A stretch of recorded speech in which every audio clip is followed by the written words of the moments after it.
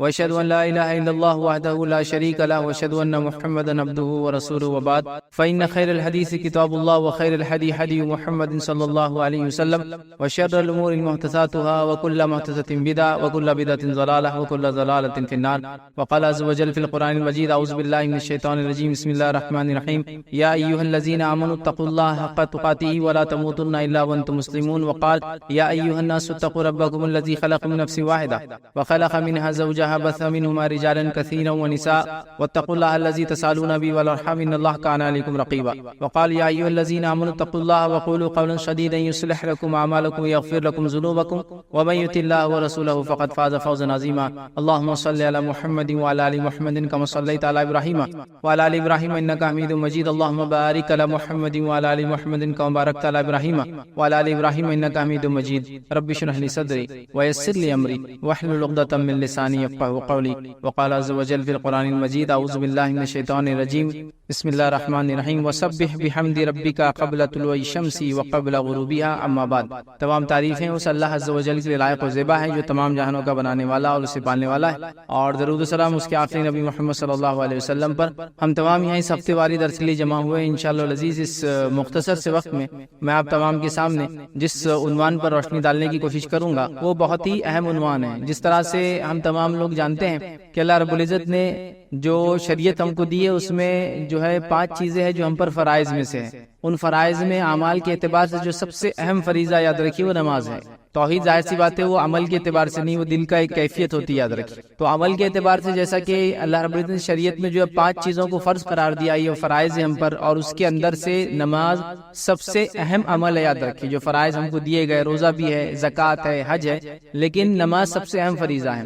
اسی طرح نمازیں ہم کو جو ہے 5 دی گئی ہے جو دن بھر میں ہم پر فرض ہے، اور ان فرض نمازوں میں ایک سب سے اہم نماز جو ہے وہ فجر کی نماز ہے. یاد رکھیں. تو آج انشاءاللہ عزیز جو میرا ٹاپک ہوگا، جو میرا لیکچر کا عنوان ہوگا، وہ فجر کی نماز کے تعلق سے اس کی اہمیت یاد رکھیے اور اس کی فضائل کیا ہے. ویسے تو نماز جب لفظ آ گیا تو میں سمجھتا ہوں صلاح جس کو کہتے ہیں، یہ لفظ آ گیا تو یہ بات تو طے ہو گئی کہ ایک فریضہ ہے، مطلب ہم لوگوں کو اس پر عمل کرنا ضروری ہے، یہ فرض ہے. یاد رکھیں. اور اس کے تعلق سے نماز، اس کی اہمیت کیا ہے، نماز کو چھوڑنے والا کون ہوتا ہے، نماز کو چھوڑنے والے کا انجام کیا ہوگا، میں سمجھتا ہوں یہ تمام چیزیں میں نے نماز کی اہمیت یہ ٹاپک کے اندر بہرحال رکھی تھی. آپ اس ٹاپک کو، اس مضمون کو، اس لیکچر کو دیکھ سکتے ہیں جس میں ہم نے تمام چیزیں دیکھی تھی کہ نماز کتنا اہم فریضہ ہے. اس کو ادا نہ کرنے والے کا شمار یاد رکھیے مشرکوں اور کافروں میں سے ہوتا ہے. یاد رکھیے اگر کوئی اس کو چھوڑ دے، اس کو ترک کر دے تو وہ کفر اختیار کر لیتا ہے. وہاں کے کئی فتاوی سے موجود ہے کہ جو توحید اور نماز پہ نہ رہا تو اس کی دیگر عبادتیں بھی قبول نہیں ہوتی. تو انسان گویا روزہ رکھتا رہا، حج کرتے رہا، زکوٰۃ دیتے رہا، یہ عمل بھی قبول نہیں ہوگا. اور لکھتے جب تک کہ وہ توحید پہ نہ تھا اور نماز ادا نہیں کرتا تھا. تو یہ بات بہت سمجھنے کی یاد رکھیے ہم کو. تو لہٰذا میں اس نماز کی اہمیت اس پر بات نہیں کروں گا. آج نماز میں سے ایک اہم نماز، ویسے تو نماز ہی فریضہ ہے، ساری اہم ہے، لیکن اس میں سے ایک اہم نماز جس کا ذکر بار بار آیا ہے. اور ویسے تو 2 نمازیں ایسی جس کے بارے میں بہت زیادہ تاکیدیں آئی ہے، بہت زیادہ اس کے بارے میں کہا گیا. ایک فجر ہے اور دوسرا جو ہے عصر ہے. یاد رکھیں یہ 2 ایسی نمازیں جن کے بارے میں تاکید آتی ہے. 2 ٹھنڈی نمازیں پڑھنے والوں کی یہ فضیلت ہے، یہ اگر کر لے تو یہ فائدہ ہوگا، یہ 2 نمازوں کا ادا نہ کرنے والے کا یہ انجام ہوگا. ایسا اس کو پڑھنے والے کے لیے جنت کی بشارت ہے، ان 2 نمازوں کو چھوڑنے والے کے لیے جو ہے جہنم کی وعیدیں ہیں. تو یہ 2 نمازیں بڑی اہم ہیں، لیکن اس کا ہرگز یہ معنی نہیں کہ یہ 2 نمازیں انسان کو پڑھنا ہے، بلکہ یہ وہ نمازیں جس کے اندر عموماً یہ دیکھا جاتا ہے کہ لوگوں کی کمزوری تھی کہ وہ اس کو چھوڑ دیا کرتے تھے. اس لیے کہ عرب کے اگر علاقے میں آپ دیکھیں تو صبح ایک تو نیند کی وجہ سے، اور عصر کا ٹائم جو ہوتا تھا یاد رکھیے بس یہ دھوپ ختم ہوتی تھی اور دھوپ مطلب ٹھنڈک کی طرف جاتا تھا. تو اس وقت لوگ آرام کرتے تھے. عموماً ہمارے پاس اس سماج میں لوگ اس وقت جنرلی عام طور سے آرام نہیں کرتے، لیکن وہ آرام جس میں وہ نیند میں وہ نماز چلی جاتی تھی، یہ آرام کے اندر نماز چھوٹ جاتی ہے. تو اس کی خاص تاکید کی گئی، اس کے بارے میں خاص بتایا گیا، اس کی اہمیت خاص بتائی گئی، اس کی فضیلتیں بتائی گئی. اور یہ 2 نمازیں میں سمجھتا ہوں اتنی اہم ہے جس کی کوئی انتہا نہیں. ابھی وقت نہیں ہے کہ ان تمام نمازوں کے بارے میں یا خاص طور سے ان 2 نمازوں کے بارے میں رکھوں، لیکن یہ بات تو طے ہے وہ 2 نمازیں جس وقت فرشتوں کی شفٹ چینج ہوتی ہے، جو فرشتے آ کے نام اعمال لکھتے ہیں ان کی شفٹ چینج ہوتی ہے. تو یہ 2 وقت ہیں جس میں وہ چینج کرتے ہیں ڈیلی روٹین بیسس پر. ایک عصر ہے اور دوسرا فجر ہے. ویکلی بیسس پر جمعرات ہے اور پیر کا دن ہے جب فرشتوں کی شفٹ چینج ہوتی ہے. یاد رکھیں ٹھیک. تو لہٰذا یہ وہ دو وقت ہے جس میں فرشتے بدلتے ہیں، اور اس وقت اگر انسان نماز میں ہوتا ہے تو رب العزت کو رپورٹ کرتے ہیں کہ بندہ نماز میں ہے۔ اسی لیے نبی اکرم صلی اللہ علیہ وسلم نے نمازوں کی اہمیت بتائی۔ اسی طرح آپ صلی اللہ علیہ وسلم پیر اور جمعرات کا روزہ رکھا کرتے تاکہ جب نام اعمال ویکلی بیسس پہ جو 2 ٹائم جاتے جائے تو روزے کی حالت میں رہے، ٹھیک ہے۔ تو لہٰذا فجر کی نماز یہ بڑی اہم نماز ہے، یاد رکھیں۔ اور فجر کی نماز کی اہمیت ہم کو اس لیے بھی سمجھنا ہے کہ جس سماج میں ہم رہتے ہیں، اس سماج کی کیفیت اور حالت یہ ہے کہ ہم دن بھر جانوروں کی زندگی گزارتے ہیں اور تھک جاتے ہیں، اور رات میں پھر پوری تھکان کو اتارنے کا اتنا لمبا ہم پروسیس ہے کہ وہ رات کی تھکان ہوتا ہے تو رات میں دیر سے سونا، دن بھر کام کر کر کے تھک جانا، رات میں پھر دیر سے سونا، اور صبح پھر سوتے رہنا، اور اس کے بعد سورج نکلنے کے بعد پھر اٹھ کر جو ہے اپنے کام کاج کو ہم شروع کرتے ہیں۔ اور فجر کی نماز کو عموماً یہ دیکھا جاتا ہے، میں کسی پر بھی الزام نہیں لگا رہا ہوں، لیکن عموماً یہ دیکھا جاتا ہے مسجدوں کے حال سے، گھروں کے حال سے، محلوں کے حال سے اس کا بالکل پورا اندازہ ہے کہ اس نماز کو سب سے کم پڑھا جاتا ہے۔ مطلب نمازیں دیگر جتنی بھی پڑھی جاتی ہے اس میں سب سے کم جس نماز کو پڑھا جاتا ہے وہ فجر ہے، جبکہ اس کو پڑھنا انتہائی ضروری ہے، بے انتہا ضروری ہے، مطلب بہت زیادہ اہمیت کی حامل ہے۔ ساری نمازیں ہیں، لیکن چونکہ یہ نیند کا وقت ہوتا ہے، غفلت میں یہ چیز، یہ نماز عام طور سے دیکھا جاتا ہے چھوٹ جاتی ہے۔ ہمارے سماج میں عموماً فجر کی نماز سب سے کم اور مغرب کی نماز سب سے زیادہ پڑھی جاتی ہے، لیکن اس کا ہرگز معنی نہیں ہے کہ 99% مغرب کی پڑھتے ہیں تو فجر کی 50% مطلب کم زیادہ، ایسا نہیں ہے۔ اس کی حالت یہ ہے کہ چند فیصد میں کہہ سکتا ہوں وہ فجر کی پڑھتے ہیں تو ایک 20-25-50% مشکل سے بمشکل الگ الگ علاقوں میں الگ الگ تعداد ہے، لیکن ہو سکتا ہے مغرب پڑھتے ہوں گے۔ آپ سمجھ رہے بات کو؟ تو یہ ہماری حالت ہے، یہ ہماری کیفیت ہے نمازوں کے بارے میں، تو خاص طور سے فجر کی نماز۔ اور فجر کی نماز اس لیے بھی اہم ہے کہ اگر فجر کی نماز کو ہم پڑھنا شروع کر دیں، یاد رکھیے، تو دیگر ساری نمازیں ہم پر آسان ہو جائیں گی۔ اس لیے کہ اگر مشکل کے اعتبار سے دیکھا جائے تو سب سے مشکل یہی نماز ہوتی ہے، کیونکہ صبح اٹھنا اور پھر پڑھنا، اور جس سسٹم میں ہم رہتے ہیں، جس طرح کے ہم کام کرتے ہیں، جس طرح کا سسٹم ہمارے پاس شادی بیاہ، راتوں میں جاگنے کا، پڑھائی کرنے کا دنیا میں بن چکا ہے، جس کے نتیجے میں ہوتا ہے کہ اس سب کا خمیازہ جس کو بھگتنا پڑتا ہے وہ ہمارے فرائض ہے، اور خاص طور سے اس میں فجر کی نماز کو اس کا خمیازہ بھگتنا پڑتا ہے، یاد رکھیے۔ تو ہمارے معاشرے کے اندر یاد رکھیے اس نماز کو بہت کم پڑھا جاتا ہے، یہ نماز بڑی اہم ہے، میں کہوں گا اس کا ہم اہتمام کریں، اس کو ہم پڑھا کریں، یاد رکھیے، اس لیے کہ یہ ایک تو فریضہ ہے، اور اس کے بعد ایک ایسا فریضہ ہے اور ایسے وقت میں اس کو ادا کیا جاتا ہے، جو اس کا پابند ہو جاتا ہے، جو اس کا عادی ہو جاتا ہے، اس کے لیے باقی چیزیں، باقی عبادتیں کرنا، باقی نمازیں ادا کرنا بہت آسان ہو جاتا ہے۔ یاد رکھیے اس بات کو آپ آزما کے دیکھ لیں کہ جس کے لیے فجر آسان ہوگی اس کے لیے دیگر نمازیں بھی آسان ہو جاتی ہے۔ اگر یہ مشکل ہو گئی تو پورا دن بھی مشکل ہے، اور باقی نمازیں بڑی مشکل سے انسان ادا کر پاتا ہے، یاد رکھیے، کیونکہ یہ سب سے تکلیف دہ وقت ہوتا ہے انسان کے لیے، اٹھنا، نیند کو وہ کرنا، اور یہ بڑی اہم چیز ہے، یاد رکھیے۔ اور یہ بڑی اہم چیز ہے، لوگ بار بار جو ہے چیزیں سامنے لاتے ہیں، حالات امت مسلمہ پہ یوں گزر رہے ہیں، دیگر بہت ساری باتیں بہرحال کی جاتی ہے، حالات کے پیش نظر ہم کو یہ تیاری کرنا چاہیے، تعلیم اعتبار سے یہاں تک بڑھنا چاہیے، معاشی اعتبار سے اکنامیکلی یہاں تک ڈیولپمنٹ کرنا چاہیے، اسی طرح جو ہے سیاسی اعتبار سے پولیٹیکلی ہم کو یہاں تک پہنچنا چاہیے، اسی طرح اقتصادیات کے اعتبار سے ہم کو یہاں تک پہنچنا چاہیے تو ہم کامیاب ہو جائیں گے، اور پتہ نہیں دیگر کتنے اس میں چیزیں ہیں جس کے بارے میں، جس کو وجہ بتائی جاتی ہے ہمارے زوال کی، اور ہم کو وہاں تک پہنچنے کے لیے یہ سب کام کرنا ہے، اور ہم کو حکومت کو، ہم کو قوموں کو، ہم کو زمانے کو یہ بتا رہا ہے کہ ہم قوم جاگی ہوئی قوم ہیں، ہم سوتے ہوئے لوگ نہیں ہیں، ہم لوگ اپنے حق کے لیے لڑ سکتے ہیں، ہم بھی فلاں ہیں، ہم بھی کسی زمانے میں کے حاکم تھے، اور یہ ساری باتیں ہیں۔ لیکن ان تمام چیزوں کے لیے جو بھی آپ سبب، جو بھی وجوہات بتاتے ہیں، میں نے ہمیشہ ہر بار یہ حل دینے کی کوشش کی، یاد رکھیے کہ آپ تمام چیزوں کو ایک طرف جانے دیجیے۔ اگر خالی مسلمان توحید پر آ جائے، میں نے اس سے پہلے بھی کئی بار کہا آپ نے، لیکن لوگ بولتے نہیں یہ سب چیزیں چھوڑ کر دوسری باتیں کرو، تھوڑے جوشیلے تو مزہ آئیں گا۔ اگر توحید پہ ہم جمع ہو جائے اور ساری امت مل کے اگر نمازیں ادا کرنے لگے اور صرف فجر کے اندر ہی اٹھ جائے، تو یہ قوموں کے لیے، حکومتوں کے لیے کھلا اعلان ہوگا کہ بھائی قوم جاگ رہی ہے، اتنا ہی کافی، باقی تو میں کچھ بول ہی نہیں رہا ہوں اس کا۔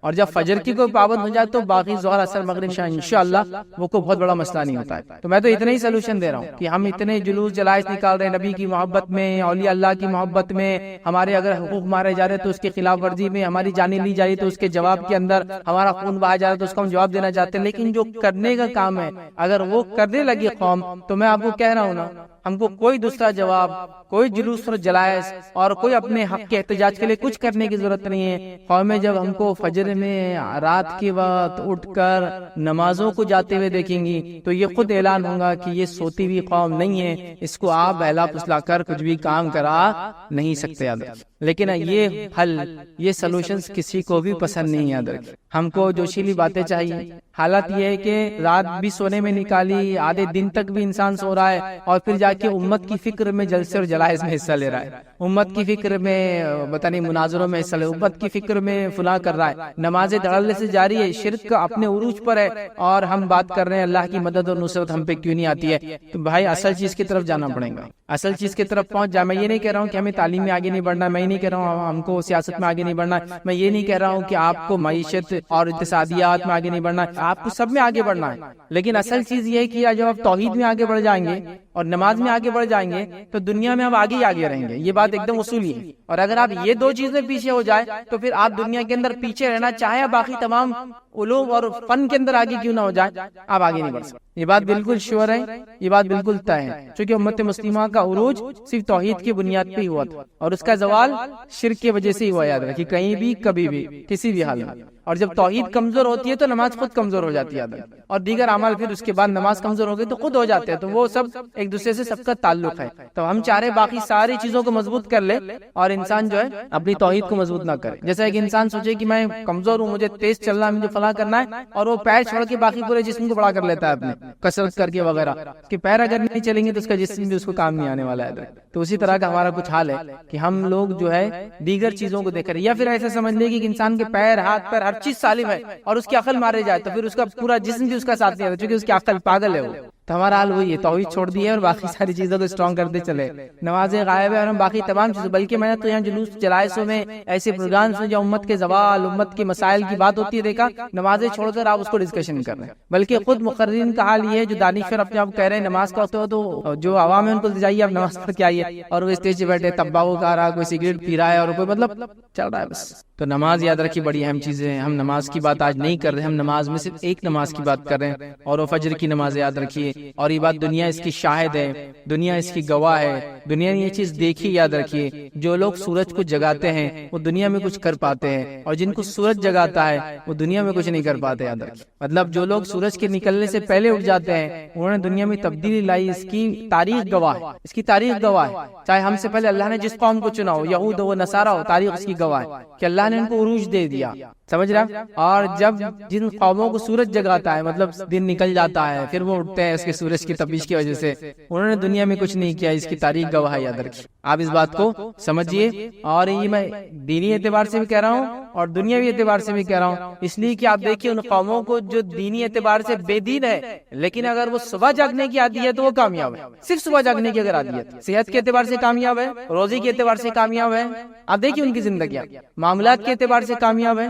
اس لیے کہ دیکھیے ایک آدمی صبح اٹھتا ہے, جلدی اٹھا, اس نے فجر پڑھا, اس کے اہل خانہ بھی اٹھے, انہوں نے فجر پڑھی, پھر فجر کے بعد آیا, چونکہ جلدی رات میں سونے کا عادی, ظاہر سی بات ہے. پھر وہ صبح آئے گا تو اس کے آفس جانے تک, اسکول جانے تک, کالج جانے تک, بزنس پوائنٹ پہ جانے تک اس کے پاس کم از کم 9 بجے کے بعد یہ سب چیزیں چالو ہو رہی. تو اگر وہ فجر پڑھ رہا ہے 6 بجے تو اس کے پاس 3 گھنٹے جو اپنے اہل خانہ, اپنے بیوی بچوں کے ساتھ گزار سکتا ہے. ان کی تعلیم, ان کی تربیت, ان کو ایجوکیٹ, ان کے ہوم ورک کروا سکتا ہے, اپنے بزنس کی تیاری کر سکتا ہے, آفس جانے سے پہلے میٹنگ کی تیاری کر سکتا ہے, سارے اس کے پاس ٹائم ہے. اس کے بعد وہ آفس پہنچا. اب حال یہ ہے کہ انسان گرتے پڑتے 9 بجے کے آفس میں 9:30 بجے پہنچا, منہ سجا ہوا ہے, آنکھیں پھٹی ہوئی ہے, کچھ سمجھ میں نہیں آ رہا, عقل کام نہیں کر رہی, ہاتھ کانپ رہا, پیر کانپ رہے, چائے نہیں پی سکا, ٹوائلٹ برابر نہیں ہوا, دیر سے اٹھنے کی سب نتیجہ.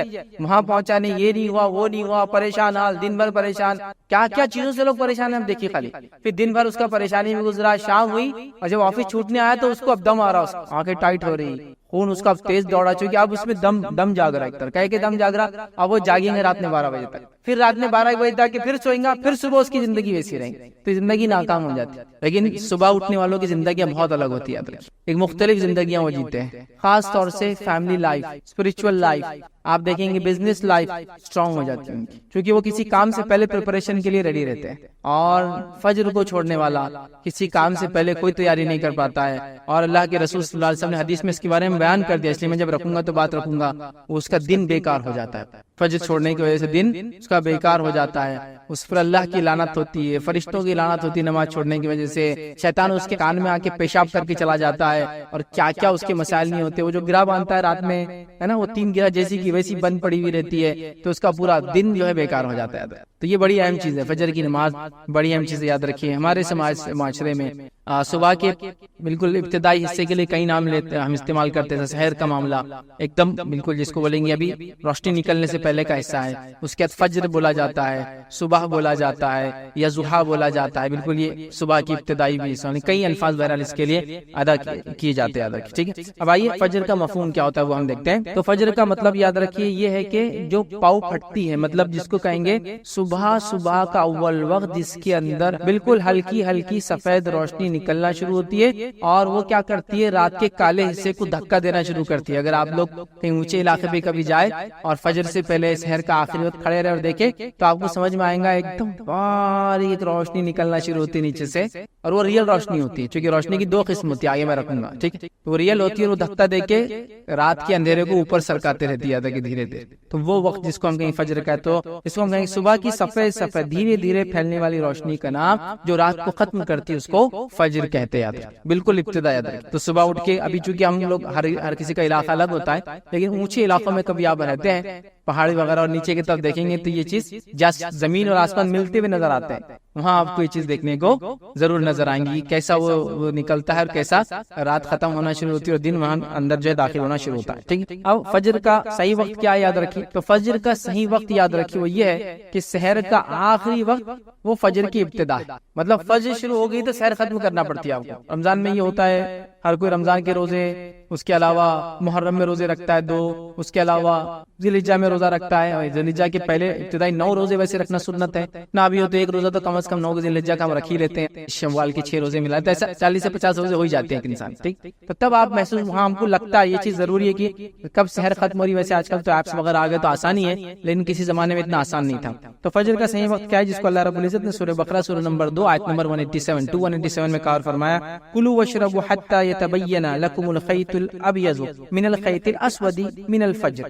یہ فجر کا وقت یاد رکھیں. اللہ فرما رہا ہے تم کھاتے پیتے رہو یہاں تک کہ صبح کی سفید دھاگا سیاہ دھاگے سے ظاہر ہو جائے. سیاہ دھاگا مطلب جو رات کی اندھیری ہے اس سے سفید دھاگا ظاہر ہو جائے, مطلب فجر تک. تو فجر اگر شروع ہو جاتی ہے تو سحر ختم ہو جاتی ہے, اور جب تک سحر کا ٹائم ہے تو فجر کا ٹائم شروع نہیں ہوتا, یاد رکھیے. ٹھیک ہے, تو اس بات کو آپ جان لیں. تو یہ فجر کا ٹائم مطلب سحر کا آخری انتہا, فجر کی ابتدا, یاد رکھیے. اسی طرح یاد رکھیے ایک روایت میں نبی اکرم صلی اللہ علیہ وسلم نے فجر کی 2 قسمیں بتائی, یاد رکھیے. ٹھیک, پہلا آپ نے کیا بتا دیکھیں, نبی اکرم صلی اللہ علیہ وسلم نے فرمایا فجر کی 2 قسمیں ہیں. فجر کے 2 ٹائپس, یاد رکھیے, جس کو ہم اپنے عام زبان میں بولتے ہیں صبح صادق اور صبح کاذب, یا فجر صادق اور فجر کاذب اس کو بولتے ہیں. اور ریئل فجر اور فیک, مطلب پہلے کیا ہوتا ہے جب وہ سفید روشنی جو ہوتی ہے جو کالی روشنی کو مطلب کالی رات کے اندھیرے کو ختم کرتی ہے, اس سے پہلے کچھ ایک الگ قسم کی روشنی نکلتی ہے, اس کو ٹوائلائٹ بولتے ہیں انگلش کے اندر. وہ روشنی ہوتی ہے لیکن وہ فجر نہیں ہے, وہ صبح صادق نہیں ہوتی, کاذب ہوتی, یاد رکھیے. تب تک آپ سحر کر سکتے تب تک, لیکن جب صبح صادق ریئل فجر ہو جاتی ہے تو آپ کو سحر چھوڑ دینا پڑتی. تو نبی اکرم صلی اللہ علیہ وسلم نے کیا فرمایا سنیے, فجر کی 2 قسمیں ہیں. فجر کاذب ہے جس میں نماز فجر کی ادائیگی حرام ہوتی ہے اور سحر کا کھانا درست ہوتا ہے. اور پھر فرمایا فجر صادق ہے جس میں سحر کا کھانا حرام ہوتا ہے اور نماز فجر پڑھنا درست ہوتا ہے. ٹھیک ہے, تو یہاں فجر کی 2 قسمیں, لیکن ہم جو فجر سے مراد ہے ہماری وہ جب فجر کا وقت ہو جاتا ہے, اور ہماری یہاں مراد یاد رکھیے فجر سے, فجر کی نماز سے.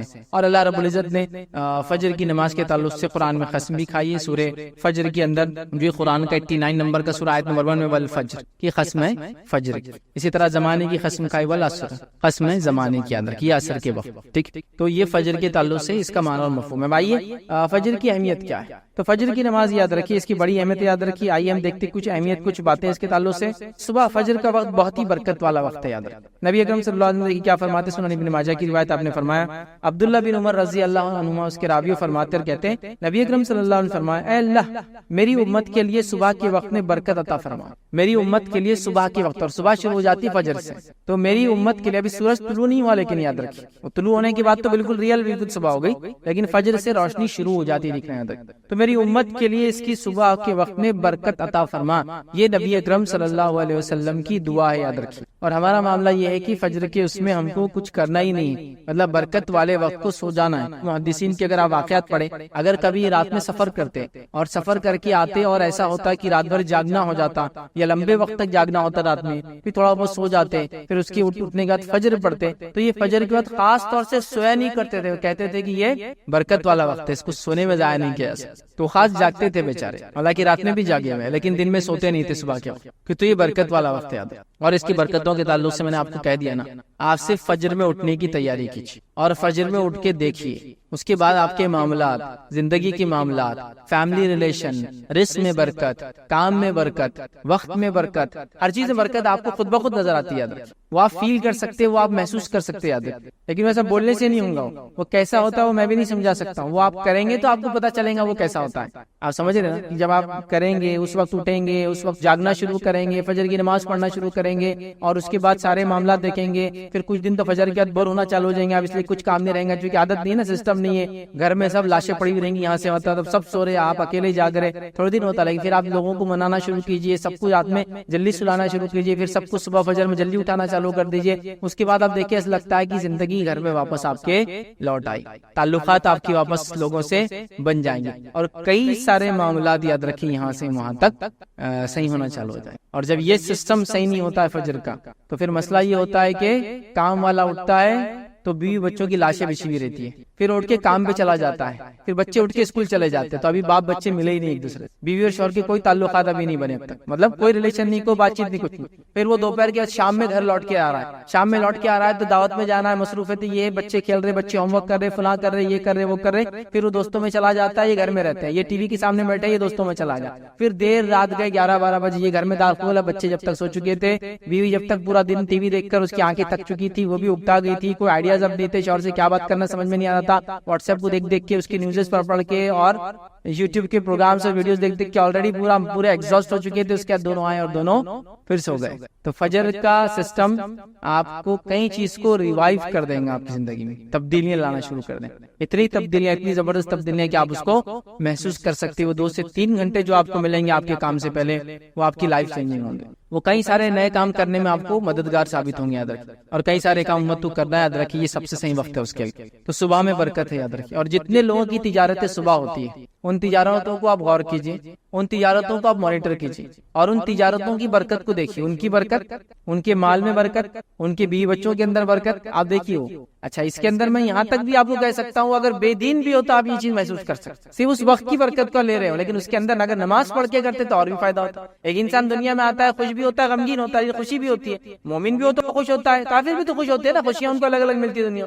تو فائدہ تو اٹھا رہے ہیں. تو وہ لوگ آپ ان کو دیکھیں گے، وہ لوگ جو مانتے نہیں اللہ پر ایمان نہیں رکھتے، وہ بھی اس کا فائدہ اٹھا سکتے اگر صرف فجر میں جاگنا شروع ہوتا. اور فجر کی تجارتیں آپ ساری دیکھیے، جو تجارتیں سحر سے اور فجر سے چالو ہو جاتی ہے، ان کی برکتیں الگ ہیں، ان کا معاملہ ہی الگ ہے، ان کی حالات ہی الگ ہے. جو بھی آپ اس کو کاؤنٹ کر سکتے ہیں. تجارتیں، سبزی اور ترکاری کا تجارت، پھل اور فروٹ کی تجارتیں ہے نا، اسی طرح مٹن اور فش کی تجارتیں، جو گوشت وغیرہ ہوتے ہیں، نان ویج چیزیں ہوتی ہیں، اس کی تجارتیں آپ دیکھیں. دودھ وغیرہ کی تجارتیں ہے نا، منڈیاں کب سے لگ جاتی ہے؟ صبح فجر سے شروع ہو جاتی ہیں. اور ان کی زندگیاں دیکھیں ان لوگوں کی، ان کی برکتیں دیکھیے، ان کی اولادوں کو دیکھیے آپ، اور تمام ان کی صحت دیکھیے، ان کے حالات دیکھیے، عجیب و غریب حالات. تو اللہ تعالیٰ نے اس وقت میں برکت رکھی ہے. امت اس سب سے اہم وقت کو سونے میں برباد کری. مسلم ممالک میں اگر آپ جائیں گے، کچھ ہر کوئی تو نہیں، لیکن ایک سعودی کی میں مثال دے سکتا ہوں. صبح آفس کے وقت جو ہے 7 بجے چالو ہوتا ہے، مارننگ 7 سے آفس چالو ہوتے ہیں. تو جب صبح 7 بجے آفس چالو ہوتا ہے، 3 سے 4 بجے آپ فری ہو جاتے ہیں. اس کے بعد صبح بھی آپ کی برکت والا وقت تھا، آپ نے اس کو حلال روزی میں ڈالا. اس کے شام میں آنے کے بعد ریکریشنل ایکٹیویٹیز، بچوں کے ساتھ رہنا، کھیلنا کودنا، گارڈننگ، گھومنا پھرنا، اس سب کے لیے آپ کے پاس مغرب تک وقت ہے، عشاء تک وقت ہے. اور اس کے بعد آپ جلدی آپ سو جائے، پھر آپ فجر میں اٹھ جائے. تو آپ زندگی میں دیکھیں گے برکت، پیسے میں آپ دیکھیں گے برکت ہے، اولاد میں آپ دیکھیں گے برکت ہے، حالات میں برکت ہے. جب وہ لوگ وہاں کے ماحول سے نکل کے ہندوستان چھٹی میں آتے تو بولتے ہیں یار یہاں کی نحوست تو برداشت ہی نہیں ہو رہی. لیکن کچھ دن بعد پھر وہی حال ہوتا ہے، خربوزے کو دیکھ کے خربوزہ رنگ بدل لیتا، پھر یہ بھی سوتے پڑا، مطلب لاشیں پھر بچھی ہوئی صبح کے وقت، سب پڑے مردار کی حالت. لیکن وہ محسوس کر سکتے ہیں، وہ زندگی، اس کی چہل پہل، اس کے فائدے. تو یہ دیکھیے آپ اس چیز کو، آپ کیسے مثالیں ہیں. بہرحال دوسرا ہم دیکھتے ہیں اللہ کے پاس فرشتوں کی گواہی. یاد رکھیں صحیح مسلم کی روایت ہے، ابو ہریرہ رضی اللہ عنہ اس کے راوی فرماتے ہیں نبی اکرم صلی اللہ علیہ وسلم فرمایا تمہارے پاس رات کے فرشتے اور دن کے فرشتے آگے پیچھے آتے رہتے ہیں، یعنی حفاظت کے لیے آتے ہیں اور جو بھی ریکارڈ کیپنگ کے لیے آتے رہتے ہیں، اور نماز فجر اور نماز عصر میں جمع ہو جاتے ہیں، مطلب دونوں آ کے شفٹ چینج کرتے جمع ہو جاتے ہیں، پھر چڑھ جاتے ہیں. وہ فرشتے جو رات کو تمہارے پاس تھے، تو جو رات میں تمہارے پاس تھے اوپر کی طرف چڑھ جاتے فجر میں. یاد رکھیے.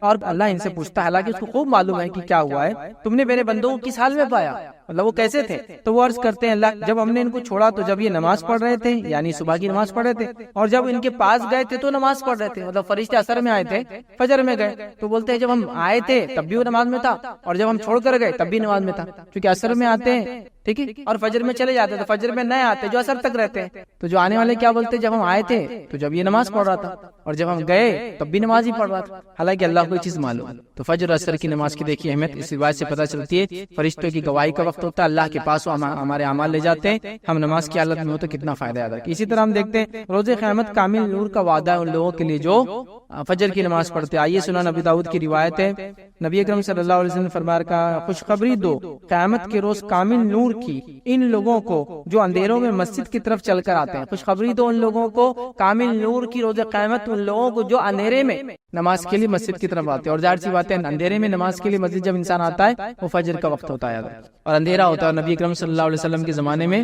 لوگ اندھیرے کے وقت نماز کے لیے جاتے تھے، مطلب فجر بہت اول وقت پڑھتے تھے. اور روایت میں آتا ہے کہ نبی اکرم صلی اللہ علیہ وسلم جب نماز پڑھ کر بھی نکلتے تو اندھیرا ہوتا تھا. سمجھ میں آ رہی ہے بات؟ ہمارے پاس کیا ہوتا ہے معلوم آپ کو کہ مسجد میں جاتے بہت سے لوگ اور لائٹیں بند کرتے تھے. میرے نبی اکرم صلی اللہ علیہ وسلم نماز اندھیرے میں پڑھتے تھے. پھر تو تم دن میں 12 بجے اٹھ کے لائٹیں بند کر کے اندھیرے نماز پڑھ لو. اس کا معنی کیا ہے؟ اس کا معنی یہ ہے کہ اس زمانے میں لائٹیں وغیرہ نہیں ہوتی تھی اول وقت میں، تو ہم تو وقت سب سے آخر اختیار کرتے فجر کے لیے، لیکن لائٹ بند کر کے سنت پہ عمل کرنے کا پلان پورا رہتا ہے کہ اندھیرے میں فجر کی نماز ہو رہی. کئی وقت دیکھا میں نے کہ فجر کا وقت ختم ہو رہا 15 منٹ بعد، اس سے 15 منٹ یا 10 منٹ پہلے جماعت ہوتی ہے، روشنی اندر آتی ہے تو بولتے لائٹیں بند کر دو، لائٹیں بند کر کے بولے اندھیرے میں نماز پڑھنا. یہ معنی نہیں ہے اس کا کسی بھی حال میں، ٹھیک ہے. بہرحال اسی طرح ہم دیکھتے ہیں روز قیامت کامل نور کا وعدہ. اسی طرح فجر کی نماز جو ہے منافقوں پر بھاری ہوتی ہے. آئیے نبی اکرم صلی اللہ علیہ وسلم نے کیا فرمایا. اور ابی بن کعب رضی اللہ عنہ جو اس کے راوی کہتے ہیں، مسند احمد کی روایت ہے، نبی اکرم صلی اللہ علیہ وسلم نے صبح کی نماز پڑھائی اور پھر ہم سے پوچھا فلاں آدمی حاضر ہو، مطلب فلاں آدمی کو بھیجو. لوگوں نے کہا وہ نہیں ہے. پھر آپ نے فرمایا فلاں آدمی کو حاضر کرو میرے پاس. لوگوں نے فرمایا وہ بھی نہیں ہے، بھی مطلب مسجد پہ نہیں موجود تھا فجر کے بعد. پھر آپ صلی اللہ علیہ وسلم فرمایا فلاں آدمی کو میرے پاس بھیجو. لوگوں نے کہا اللہ کے رسول صلی اللہ علیہ وسلم وہ بھی موجود نہیں ہے. نبی اکرم صلی اللہ علیہ وسلم نے فرمایا بے شک یہ دو نمازیں، مطلب عشاء اور فجر، یہ دو نمازیں منافقوں پر بڑی بوجھل ہوتی ہے، بھاری ہوتی ہے، مشکل ہے ان کے لیے پڑھنا. اگر وہ جان لے کہ ان دو کا اجر و ثواب کیا ہے تو ان کی ادائیگی وہ ضرور کریں گے اور اس کی ادائیگی کے لیے آئیں گے، اگرچہ ان کو اپنے کمر کے بل گھسیٹ کے کیوں نہ آنا پڑے یا اپنے کمر کے بل کھسک کے کیوں نہیں آنا پڑے. مطلب ایک آدمی جب چل نہیں سکتا تو کیا کرتا ہوں، پیروں میں طاقت نہیں رہتی تو اپنے پیر کو اور کمر کو اٹھا کے ہاتھ کے بل آگے ٹیکتا، پھر پیر آگے لے جاتا ہے نا. تو وہ اپنے کمر سے چل کر آنے کی کوشش کریں گے نماز کے لیے. تو آپ نے فجر کی آواز دی 2-3 لوگوں کو، لوگوں نے کہا نہیں ہے، تو کہا دو نمازیں بڑی بوجھل ہے منافق کے لیے، فجر اور عشاء. یاد رکھ، ٹھیک ہے. تو بہرحال جو نماز فجر چھوڑتا ہے یاد رکھیے اس میں نفاق کی ایک علامت ہے، اس کا معنی یہ ہوا. اسی طرح ہم دیکھتے ہیں فجر کی 2 رکعتیں دنیا اور اس کے اندر جو کچھ ہے اس میں سب سے بہتر ہے. آئیے نبی اکرم صلی اللہ علیہ وسلم فرماتے ہیں، صحیح مسلم کی روایت ہے، ام المؤمنین عائشہ رضی اللہ عنہا فرماتی ہے اللہ کے رسول صلی اللہ علیہ وسلم نے فرمایا فجر کی 2 رکعتوں کے بارے میں فرمایا مجھے ساری دنیا سے زیادہ یہ پیاری اور محبوب ہے. ساری دنیا میں جو کچھ اس سے زیادہ مجھے محبوب فجر کی 2 رکعتیں. یاد رکھیں. اسی طرح یاد رکھیں فجر کی اہمیت کے تعلق سے جو ایک بات ملتی ہے وہ یہ ہے، یاد رکھیں فجر کی 2 نفل نمازیں نبی اکرم صلی اللہ علیہ وسلم ہمیشہ پڑھا کرتے تھے. حالانکہ سفر میں تو ہم لوگ قصر کرتے ہیں، نوافل وغیرہ سنت وغیرہ موقعات چھوڑ بھی سکتے ہیں آپ، لیکن نبی اکرم صلی اللہ علیہ وسلم 2 نمازیں ایسی ہے جو فرض کے علاوہ بھی سفر میں آپ کبھی نہیں چھوڑتے. ایک فجر کی 2 رکعت اور وتر کی نماز، یہ آپ سفر میں بھی نہیں چھوڑتے تھے، حالانکہ سفر میں آپ دوسری نمازیں چھوڑتے تھے. آئیے حدیث کے الفاظ اس طرح سے بخاری کی روایت ہے، عائشہ رضی اللہ عنہا فرماتی ہے اور کہتی ہے نبی اکرم صلی اللہ علیہ وسلم کسی نفل نماز کی فجر کی 2 رکعتوں سے زیادہ پابندی نہیں کرتے تھے. کسی نفل نماز کی اتنی پابندی نہیں کرتے جتنی فجر کی 2 رکعت ہی کرتے، چونکہ فجر کی نماز ہی اہم ہے، پھر اس کی 2 سنت کی بھی آپ اتنی سختی سے پابندی کرتے کہ دوسری روایت میں آتا آپ سفر میں بھی ان نمازوں کو کبھی کبھی نہیں چھوڑتے. یاد رکھیے ان چیزوں کو ہم کو سمجھنے کی ضرورت ہے. آئیے فجر پڑھنے والوں کی فضیلت کیا وہ آپ کے سامنے رکھتا ہوں. پہلی چیز یاد رکھیے فجر پڑھنے والا یاد رکھیے اللہ کی پناہ میں چلا جاتا ہے. فجر پڑھنے والا اللہ کی پناہ میں چلا جاتا ہے. آئیے روایت کے الفاظ، صحیح مسلم کی روایت ہے، آپ صلی اللہ علیہ وسلم نے فرمایا کہا جس آدمی نے صبح کی نماز پڑھی تو وہ اللہ کی ذمہ داری میں ہے، اللہ کی امان میں ہے، اللہ کی پناہ میں ہے، اللہ کی گارنٹی میں ہے، اللہ اس کا ضامن ہے، مطلب وہ اللہ کی ضمانت میں آ چکا ہے۔ جس نے فجر کی نماز پڑھی وہ اللہ کی ذمہ داری میں ہے، ذمہ داری سمجھتے نا، ضامن گارنٹر ہو گیا اللہ اس کا۔ پھر آپ نے فرمایا ذمہ داری میں، بس اللہ تم سے اپنی ذمہ داری کا سوال نہیں کرے گا، تو جس سے اللہ مطلب پھر اللہ تعالیٰ تمہاری ذمہ داری کا تم سے پھر سوال نہیں کرے گا فجر ہو گئی تو، لیکن جس سے اللہ ذمہ داری کا سوال کر لے، اس سے سوال طلب کر لیا تو وہ آندھے منہ جہنم کی آگ میں ڈال دیا جائے گا۔ تو پھر جس نے فجر پڑھ لی وہ ذمہ داری سے بری ہوا، اور اللہ ذمہ داری سے جس کو بری کر دے تو بچ گیا، لیکن جس سے اللہ تعالیٰ اس کی ذمہ داری کے بارے میں پوچھ لیں گا تو اس کو آندھے منہ جہنم کی آگ میں ڈال دیں گے، مطلب منہ کے بل گھسیٹ کے جہنم کی آگ میں ڈال دیا جائے گا۔ تو جو انسان فجر پڑھ لے وہ اللہ کی امان میں ہے، وہ اللہ کی ذمہ داری میں ہے، وہ اللہ کی سیفٹی اینڈ سیکیورٹی میں ہے، اور جس نے فجر چھوڑ دی تو اب اس کی سیفٹی اور سیکیورٹی دن بھر نہیں ہو سکتی، اس کو اپنے جان بچانے کے لیے دنیا بھر کی چیزیں کرنا پڑیں گی، یاد رکھیں دنیا بھر کی چیزیں کرنا پڑیں گی۔ سمجھ رہے اس بات؟ یہ بات بڑی سمجھنے کی یاد رکھیں۔ تو میں نے جو بات شروع میں کہی تھی کہ ہم لوگ اپنی جان، اپنے مال، اپنی عزت، اپنی آبرو، اپنے خون کے لیے پریشان ہے نا، تو میں نے اس لیے کہا تھا نا کہ فجر اگر ہونا شروع ہو جائے تو ایکچولی ہم اللہ کی ذمہ داری میں آ جاتے ہیں، اور جب اللہ ذمہ داری لے لے کسی قوم کی، کسی بندے کی، کسی گروہ کی، کسی جماعت کی، پھر کون اس کو ہاتھ لگا سکتا؟ بتائیے کون اس کو ہاتھ لگا سکتا؟ اور یہ شام تک پناہ میں اللہ کی، رات تک اللہ کی پناہ میں، پھر صبح فجر اس نے پڑھ لی، پھر اللہ کی پناہ میں چلا گیا، اللہ کی ذمہ داری میں چلا گیا۔ آئیے دوسری یاد رکھیے اس کی فضیلت کیا ہے۔ فجر جماعت سے پڑھنے والا قیام اللیل کا ثواب پاتا ہے۔ حدیث کے الفاظ صحیح مسلم کی اس طرح سے، جس نے عشاء کی نماز جماعت سے پڑھی تو گویا آدھی رات نفل پڑھتا رہا، اور جس نے صبح اٹھ کر فجر جماعت سے پڑھ لی تو گویا اس نے ساری رات نفل نماز پڑھتا رہا۔ کیا فرمایا آپ نے؟ جس نے عشاء کی رات نماز پڑھ کے سو گیا اس نیت سے کہ فجر پڑھوں گا تو آدھی رات اس کو نماز کا ثواب مل جاتا ہے، اور اگر وہ فجر میں اٹھ جاتا ہے، صبح با جماعت نماز پڑھ لیتا تو گویا اس نے ساری رات نماز پڑھتا رہا، تو ساری رات قیام اللیل کا ثواب مل جاتا ہے۔ جو عشاء پڑھ کے سوتا ہے فجر میں اٹھ جاتا ہے، یہ مسئلہ ان لوگوں کے لیے ہو سکتا ہے جو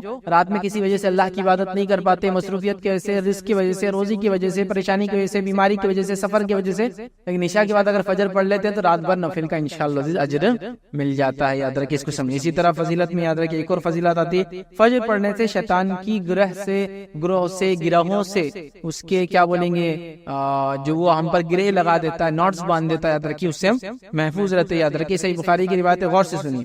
ابو ہریرہ رضی اللہ عنہ کیا فرماتے ہیں اس حدیث کے اندر؟ بڑی زبردست دو باتیں یاد رکھیں، زبردست دو باتیں۔ پہلی ایک حدیث میں تو آ گیا اللہ کی ذمہ داری میں ہم چلے جاتے ہیں، اس حدیث میں اور دو زبردست باتیں ہیں، سنیے۔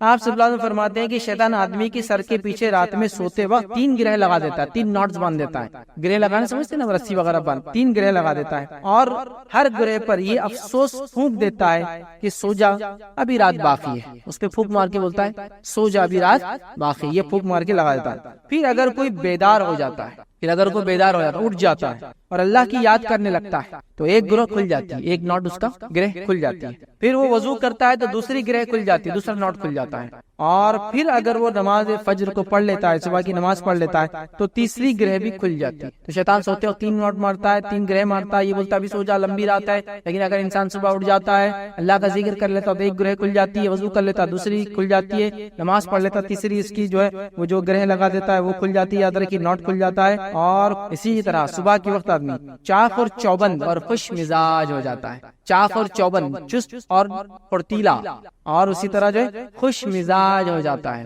خوش مزاج سمجھتے ہیں آپ؟ خوش مزاج لوگوں کو ڈھونڈنا آج کل بہت مشکل ہے، اس لیے کہ ہر آدمی بد مزاج ہو چکا ہے نا، تو خوش مزاج ہو جاتا ہے، اس کا دن اچھا ہوتا ہے۔ اور اگر ایسا نہ ہوا تو سن لیجئے کیا ہوتا ہے، ورنہ سست ہو جاتا ہے، پورا دن سستی میں جاتا ہے، اور بد باطن ہو جاتا ہے، اس کا پیچھے والا حصہ، اس کا انٹرنل حصہ، اس کا باطن سب خراب ہو جاتا ہے۔ ایک فائدہ تو یہ شیطان کی گروہ سے بچ گئے، گرہ جو لگاتا ہے۔ دوسرا فائدہ ہوا صبح چست اور پھرتیلے اس سے نکلتی ہیں اور مزاج اچھا ہو جاتا ہے۔ تو فجر بڑی اہم چیز ہے، یاد رکھیں بہت اہم چیز، اسی کو امتحان۔ اسی طرح جنت میں داخلے کا ذریعہ فجر کی نماز۔ آئیے نبی اکرم صلی اللہ علیہ وسلم کیا فرمایا، صحیح مسلم کی روایت سنیے، جس نے 2 ٹھنڈی نمازیں پڑھی وہ جنت میں جائیں گا۔ اور 2 ٹھنڈی نمازیں یہاں مراد علماء لکھتے ہیں اس کی شرح میں فجر اور عصر کی نمازیں، یاد رکھیں ٹھیک ہے۔ اسی طرح دوزخ سے دوری کا باعث ہے یہ 2 نمازیں، خاص طور سے فجر کی نماز اور عصر کی نماز دوزخ سے دوری کا باعث ہے۔ یہ بھی صحیح مسلم کی روایت ہے، آپ صلی اللہ علیہ وسلم فرمایا کہا کہ نہ داخل ہوں گا کبھی وہ شخص دوزخ کی آگ میں، جہنم کی آگ میں، جس نے نمازیں ادا کی قبل طلوع آفتاب سے اور قبل غروب آفتاب کے، مطلب قبل طلوع آفتاب مطلب سورج کے نکلنے سے پہلے، یا ایمان کی کمزوری کی جو دعا ہے وہ بھی آپ پڑھ سکتے، کسی بھی چیز میں رضیت باللہ ربا وبالاسلام دینا وبمحمد نبیا. یہ خاص طور سے ایسے سوال کوئی لائے تو آپ نے فرمایا اللہ احد اللہ الصمد لم یلد ولم یولد ولم یکن له کفوا احد اعوذ باللہ من الشیطان الرجیم. یہ اس کا طریقہ ہے. ختم. لاجیکلی آپ کو ایکسپلین کر دیا میں نے کچھ باتیں. ٹھیک. نبی اکرم صلی اللہ علیہ وسلم جب طواف کر لیتے ہیں تو 2 رکعت جو نماز پڑھتے ہیں اس کے بعد تو اس میں پہلی رکعت میں کافرون اور دوسری رکعت میں سورہ اخلاص کی آپ صلی اللہ علیہ وسلم جو ہے تلاوت کیا کرتے تھے. اسی طرح آپ جب 3 وتر پڑھتے 3 وتر کے اندر پہلی رکعت میں سورہ اعلیٰ، دوسری رکعت میں سورہ کافرون، تیسری رکعت میں سورہ اخلاص پڑھتے تھے. اسی طرح نماز فجر کی پہلی رکعت میں آپ قل اللہ احد اور دوسری رکعت میں قل یا ایھا الکافرون بھی پڑھا کرتے تھے.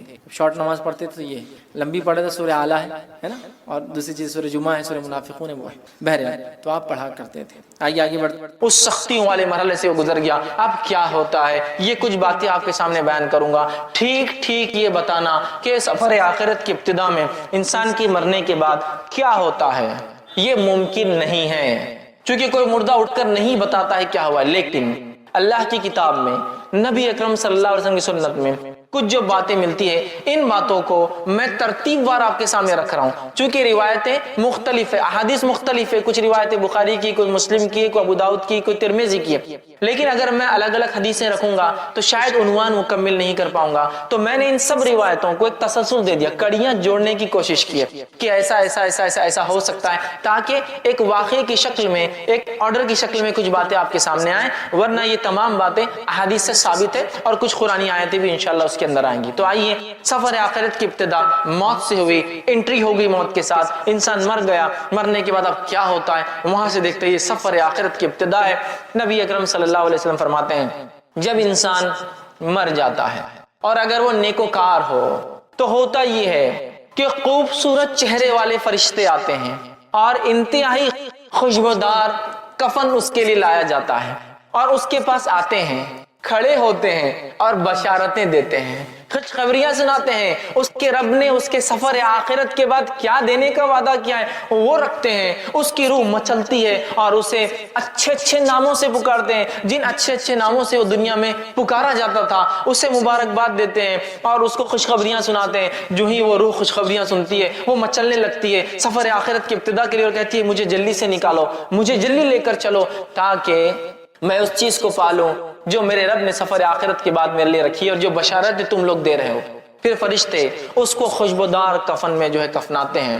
اس کے بعد پہلے آسمان کی طرف لے کر چلتے ہیں. جب پہلے آسمان کی طرف لے کر چلتے ہیں تو پہلے آسمان کے فرشتوں کو اس روح کی جو نیک تھی، جس کا سفر آخرت شروع ہوا ہے، خوشبو آ جاتی ہے اور ان کو پہلے سے پتہ چل جاتا ہے. جب وہ آتی ہے روح، فرشتے لے کر آتے ہیں تو پہلے آسمان کے فرشتے دروازے کھولتے ہیں، آسمان کے استقبال کرتے ہیں اور کہتے ہیں کہ مبارک ہو تم کو، اللہ نے تمہارے لیے انعامات لکھ رکھے. آؤ اے جو ہے ایسی روح جس نے نیک اعمال کیے، اور اس نیک انسان کی روح کو وہ قبول کرتے ہیں، ایکسپٹ کرتے ہیں، خوش آمدید کہتے ہیں اور اس کو بشارتیں دیتے ہیں. اور وہ روح جو ہے اس آسمان سے لے کر پہلے آسمان تک پہنچی ہے، کھولے گئے دروازے دوسرے آسمان کی طرف جاتی ہے اور ہر مرحلے میں، ہر آسمان میں یہی بشارتیں دی جاتی ہے اور وہ خوش ہوتی ہے اور 7ویں آسمان تک اس کی روح لے جائی جاتی ہے.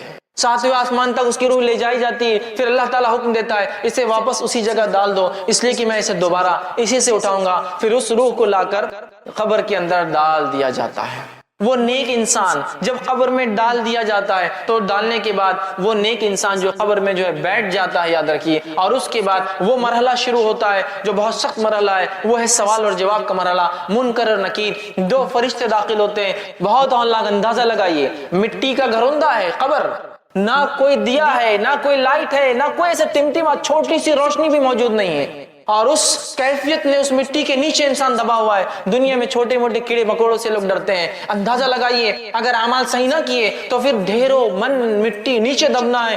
کوئی ساتھی نہیں، کوئی لائٹ نہیں، کوئی مددگار نہیں، اور اتنی خوف زدہ، خوفناک منکر اور نکیر جو قبر مٹی کو پھاڑتے ہوئے آئے. اندازہ لگائی دنیا میں کوئی انسان غصے میں آ جائے تو ہم ڈر جاتے ہیں، وہ پھاڑتے ہوئے آئیں گے اور بجلی جیسی آواز ہوں گی. لیکن نیک انسان آ کر اسے اٹھائیں گے اور اٹھانے کے بعد اس سے 3 سوال کریں گے. اور پہلا سوال کیا جائے گا، من ربک، تیرا رب کون ہے؟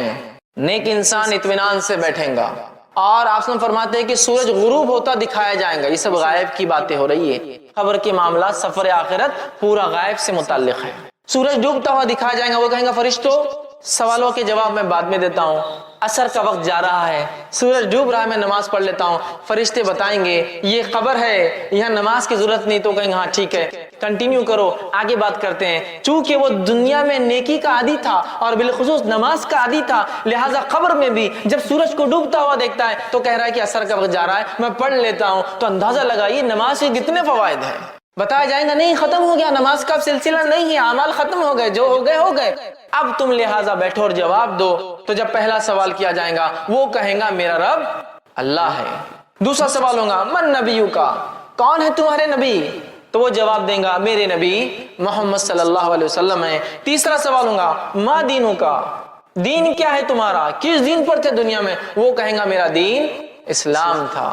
یہ کہنے کے بعد جب ایک نیک انسان اپنے سفر آخرت کے ابتدا میں جو ٹیسٹ اس کا ہوگا، جو اورل اس کا لیا جا رہا ہے، جو وائوا اس کا ہو رہا ہے، اس میں اگر وہ رائٹ آنسر دیتا ہے ان تینوں کوشچنز کے، تو نتیجہ یہ ہوگا فرشتے سوال و جواب کا سلسلہ ختم کر دیں گے. تینوں جواب اس نے دیا ہے اور ایک کھڑکی کھولی جائیں گی اور جہنم بتائی جائیں گی اور کہا جائے گا یہ وہ چیز ہے جس سے تیرے رب نے تجھے بچا لیا. وہ بندہ شکر ادا کرے گا. اور ایک کھڑکی کھولی جائیں گی اور بتایا جائے گا یہ تیرا مقام ہے جنت میں، یہ تیرا مقام ہے. وہ روح مچل اٹھیں گی اور وہ فرشتوں سے کہیں گا نیک انسان اے فرشتوں مجھے مہلت دے دو، میں جا کے اپنے رشتہ داروں کو بتا دیتا ہوں یہ میرے رب نے نیکیوں کی وجہ سے دیا ہے. فرشتے کہیں گے لوٹنے کا چانس، لوٹنے کا جو ہے کوئی جو ہے اس کے اندر امکان نہیں ہے، لہٰذا تم اطمینان کرو. اور پھر وہ انسان دعا کریں گے اللہ قیامت جلدی قائم کر، چونکہ وہ مقام مجھے چاہیے جو بتایا گیا میرا وہاں. اور وہ کہیں گا قیامت جلدی قائم کر اللہ تاکہ میں اٹھوں اس روز اور سفر آخرت کا جو اینڈ ہوگا اس میں جو ڈیسٹینیشن جو بتایا جا رہا ہے جو مجھے ملنے والا ہے یہ مجھے جلدی سے مل جائے. اور اس کے بعد وہ جنت کی کھڑکی کھلی رہیں گی، اس کی کچھ ہوائیں وہ محسوس کریں گا، ایک بہترین بستر اس کے لیے بچھایا جائے گا. اور فرشتے کہیں گے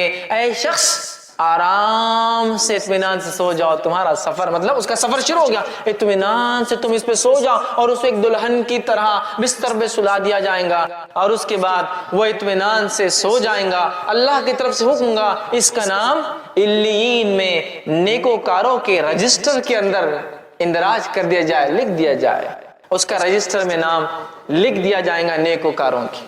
آئیے اس کے بالمقابل وہ انسان جو گناہ کرتا تھا، معصیت، جرم، کفر، شرک، نفاق، اس کی زندگی اس میں گزری، اس شخص کی موت کیسی آتی وہ بھی دیکھیے، اس کا سفر آخرت سٹارٹ کیسا ہوتا وہ بھی دیکھتے ہیں ہم. اللہ رب العزت ہم پر رحم کرے اور ہماری حفاظت کرے. بہت سخت سفر ہے. ویسے موت کی ہولناکی کتنی خطرناک تھی، لیکن ایک جو گناہ گار انسان ہوتا ہے اس کے پاس فرشتے جب اس کی روح کا وقت آتا ہے پہلے تو کہتا مہلت دی جائے، چھوٹ ڈھیل دی جائے، کہا جاتا ڈھیل نہیں ہے. اس کے بعد فرشتے جو کہ انتہائی گھٹیا صورتوں میں، بری صورتوں میں آتے ہیں اور انتہائی بدبودار ٹاٹ کا ایک اس کے لیے کفن لاتے ہیں اور لانے کے بعد کہتے ہیں کہ اے مغضوب روح، اللہ کا تجھ پر غضب ہونے والا ہے، تو نے گناہ اور معصیت کیے، نکل، تیرا مقام یہ ہے. چونکہ جیسا نیک آدمی کو بشارت دی جاتی ہے اس کو اس کا مقام کے تعلق سے بشارت دی جاتی ہے، نکل تجھے یہاں جانا ہے.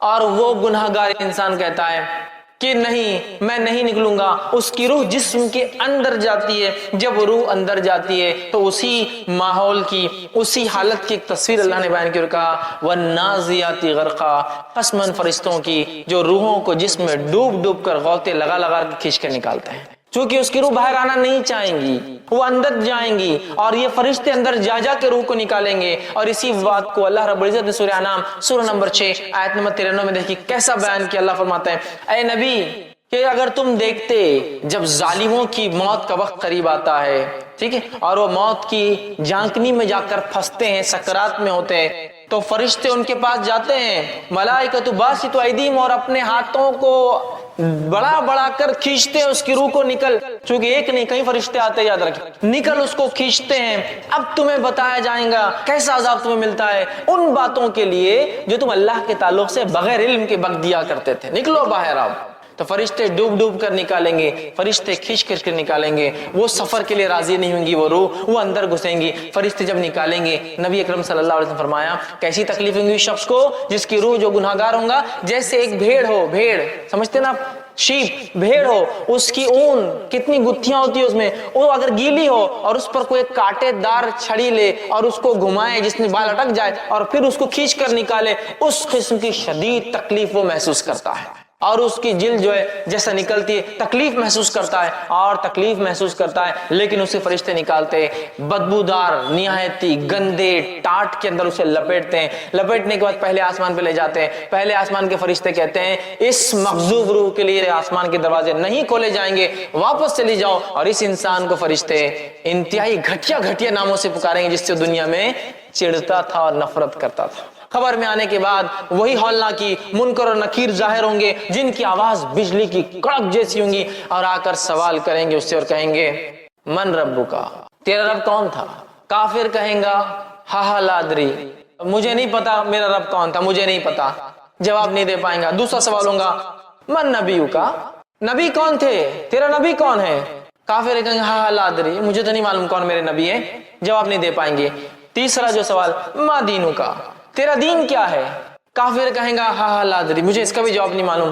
اس کے بعد وہ جواب نہیں دے پائیں گا کوئی چیز کا، مطلب تینوں سوالات میں وہ فیل جائیں گا، اور اس کے بعد فرشتے ایک کھڑکی کھولی جائیں گی، جنت دکھائی جائیں گی اور کہا جائیں گا یہ وہ چیز ہے جس سے تو محروم رہا، اور ایک کھڑکی کھولی جائیں گی، جہنم اس کا مقام بتایا جائیں گا اور کہا جائیں گا یہ وہ مقام ہے جہاں تجھے جانا ہے، اور وہ شخص وہ اس کی روح کہیں گی اے اللہ قیامت تو کبھی قائم مت کر، چونکہ ابھی یہ تکلیف ہے، وہ مقام کتنا سخت ہوگا، ٹھیک ہے، قیامت قائم نہ کر، اور ایک آنکھ کا بستر اس کے لیے لایا جائیں گا، آنکھ کا لباس، فائر کا اس کے لیے ایک بستر، آنکھ کا لباس لایا جائیں گا، اور وہ لباس اس کو پہنا دیا جائیں گا، اسے اب آنکھ کے بستر پہ سونا ہے، آنکھ کا لباس پہننا ہے، جب اسے لٹایا جائیں گا ایک انتہائی بدصورت قسم کا انسان اس کی خبر میں آئیں گا، وہ کہیں گا تم کون ہو؟ وہ کہیں گا میں تیرے اعمال ہوں جو تو دنیا میں کیا کرتا تھا، اللہ کی طرف سے حکم گا، اس کا نام سجین میں، اس کا نام رجسٹر میں اندراج کر لو، رجسٹر میں لکھ لو، سجین میں ان لوگوں کے رجسٹر میں جو گناہگاروں کا رجسٹر ہے،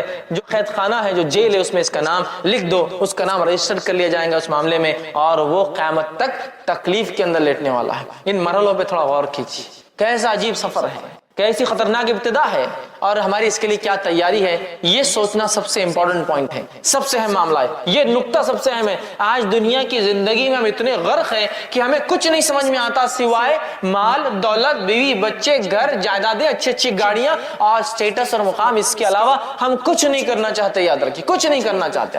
یہ سفر کیسے طے کریں گے؟ اگر آپ ایک سفر کر کے جاتے ہیں کسی دوسرے شہر میں، اور اس ہوٹل کے اندر گدا برابر نہ ہو، روئی برابر بھری نہ ہو، یا پھر گدا اسپیشل ٹیکنالوجی سے اگر بنا ہوا نہ ہو، تو صبح اٹھ کے ہم کہتے ہیں پیٹ ساتھ نہیں دے رہی ہے، آج کام برابر نہیں ہوگا۔ اندازہ لگائیے اس چیز کا جو گناہگار کے ساتھ ہو رہی ہے، آنکھ کا بستر، آنکھ کا لباس، کس قسم کی تکلیف ہے۔ تو یہ سفر آخرت کو ہم معمولی نہ سمجھے، اگر اس کے ابتدائی مرحلے ایسے ہیں تو اگلے مراحل کیسے ہوں گے ہم اندازہ لگا سکتے ہیں، یاد رکھیے۔ تو لہٰذا یہ بد اور نیک کا تھا۔ اب ایک معاملہ یہاں جو ہو رہا ہے، اعمال، اعمال وہ ساتھی ہے جو ساتھی ہمارے ساتھ قبر میں آنے والے ہیں، جس کو ہم سب سے بڑا دشمن سمجھتے ہیں اپنا۔ نبی اکرم صلی اللہ علیہ وسلم فرماتے ہیں تین دوست ہے ایک انسان کے، ایک وہ ساتھی، وہ دوست، وہ فرینڈ ہے جو انسان کے مرتے اس کا ساتھ چھوڑ دیتا ہے، ریلیشن شپ توڑ دیتا ہے۔ سیکنڈ وہ دوست، وہ فرینڈ ہے جو مرنے کے بعد قبرستان تک آتا ہے، اور تیسرا وہ فرینڈ اور دوست ہے جو قبر میں ساتھ آتا ہے۔ پہلا دوست مال و دولت ہے، انسان مرا اور انسان کے مرنے کے ساتھ جائیداد، زمین، دولت، گاڑیاں، بنگلے، گھوڑا، سب وہیں رہ گیا، سب رہ گیا۔ پہلا دوست تو ساتھ چھوڑ دیتا ہے۔ اگلا مرحلہ نیکسٹ فرینڈ کو دیکھتے ہیں۔ دوسرا دوست آپ صلی اللہ علیہ وسلم فرماتے وہ ہے جو قبرستان تک ساتھ آتا ہے۔ یہ کون ہے معلوم؟ یہ دوست، رشتہ دار، ساتھی، وہ لوگ جو غم مناتے، جو روتے ہیں آپ کے اوپر، جو آپ کی جانیں جن کو تکلیف ہوئی ہے وہ ہے، لیکن وہ بھی قبر تک آتے ہیں، اور قبر میں آنے کے بعد کیا ہوتا ہے؟ وہاں آتے، دفناتے اور چلے جاتے ہیں، ہے نا؟ تو مال، دوسرا دوست، رشتہ دار، لیکن وہ بھی کچھ ساتھ نہیں دیتے۔ تیسرا فرماتے دوست انسان کا اعمال ہے جو قبر میں ساتھ آ رہے ہیں۔ آگے حدیث کے اندر بات، قبر میں آنے والے اچھے برے اعمال، لیکن کتنی افسوس کی بات ہے، تین دوستوں میں سے میرا سب سے پکا دوست کون ہے اب طے کر لے۔ اور دیکھا یہ جا رہا ہے کہ آج کل ہم لوگوں کا سب سے پکا دوست تیسرا نہیں ہے وہ اعمال، پہلا سب سے پکا دوست مال ہے۔ بھائی مال، اس کے وجہ سے رشتہ داریاں توڑ دی جاتی ہے، اس کو کمانے کے لیے حلال اور حرام کی تمیز چھوڑ دی جاتی ہے، اس کو کمانے کے لیے سب کچھ کیا جا رہا ہے، اس کو کمانے کے لیے، حاصل کرنے کے لیے غبن، تکلیف، ٹھیک ہے، اس کے بعد لوگوں کے حق مارے جا رہے ہیں، اسی کے لیے تو دنیا میں سب کچھ ہو رہا ہے، یاد رکھیے۔ और ये सबसे पक्का दोस्त है। इसी की वजह से तो हमने सुन्नतों को तर्क किया, इसी की वजह से तो फराइज को हमने छोड़ा। अरे भाई जोहर के टाइम पे नमाज को चल जाएंगे तो काम कम होगा, सैलरी कम हो जाएंगी, लिहाजा 1 घंटा बढ़ जाएगा ना। इसी के लिए तो हमने नमाज फराइज छोड़े, इसी के लिए तो जो रिश्तों को जोड़ने का हुक्म है वो तोड़े कि रिश्ते बाकी रखेंगे तो आ जाएंगे कल को गरीब रिश्तेदार, बोलेंगे ये दो ये दो ये दो, कहां से लाऊंगा, तोड़ो रिश्तेदारियां, चूंकि माल मांग लेंगे ये। तो इसी के लिए तो सब कुछ किया, इसी के लिए अहकामात छोड़े इस्लाम के, इसी के लिए फराइज छोड़े, इसी के लिए रिश्तेदारियां तोड़ी, इसी के लिए बगैर हलाल और हराम की तमीज के।